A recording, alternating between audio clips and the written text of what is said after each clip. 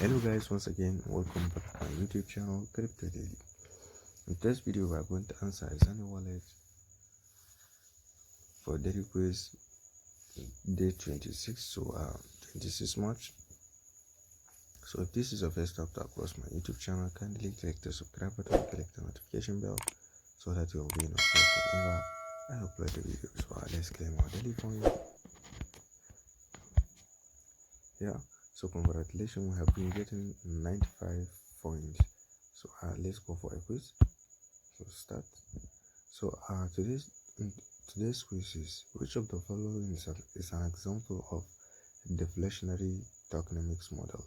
So deflationary tokenomics model is number 3, which is C.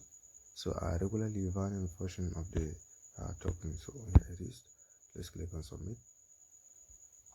So congratulations, we have been getting 100 points for a correct answer. So again, don't forget to come for a sport point, because it is to increase point. So let's click on checking. So congratulations, we have successfully collected the 82 points. So if this is your first time to across my YouTube channel, kindly click the subscribe button, click the notification bell so that you'll be notified whenever I upload a video. Thank you.